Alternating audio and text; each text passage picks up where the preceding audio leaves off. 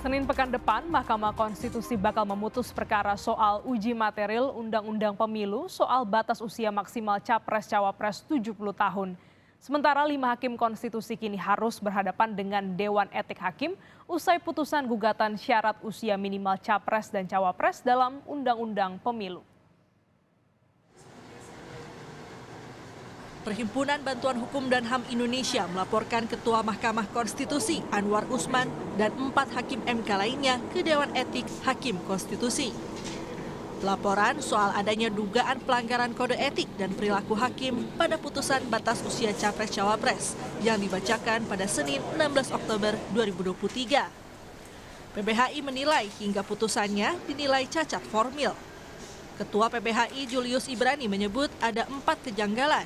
Di antaranya soal legal standing pemohon dan soal frasa usia 40 tahun dan frasa berpengalaman sebagai kepala daerah yang dinilai sebagai penambahan frasa oleh Hakim MK. Soalan kedudukan hukum atau legal standing dari si pemohon yang tentunya berdampak pada kerugian konstitusional, baik kerugian langsung ataupun potensial yang tidak tergambarkan dalam profil si pemohon dalam permohonannya, yang justru menggambarkan profil Gibran Rakabuming selaku wali kota Solo yang berpengalaman, yang membawa Solo menjadi satu kota yang lebih baik, begitu. Seperti penambahan frasa yang tidak kita temukan di dalam permohonan dan kita tidak temukan juga di dalam petitum, sehingga ini seolah-olah Hakim Konstitusi bertindak seperti pemohon gitu, dia merevisi sendiri lewat amar putusannya dan kemudian mengabulkan. Tadi juga perdebatannya adalah yang belum tergambarkan secara jelas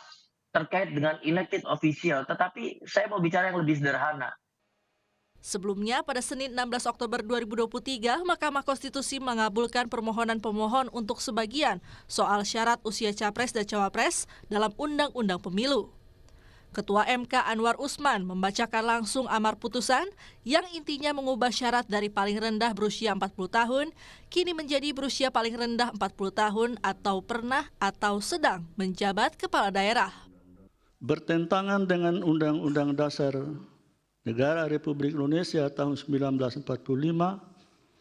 sehingga pasal 169 huruf Q Undang-Undang Nomor 7 tahun 2017 tentang pemilihan umum selengkapnya berbunyi, berusia paling rendah 40 tahun atau pernah sedang menduduki jabatan yang dipilih melalui pemilihan umum termasuk pemilihan kepala daerah.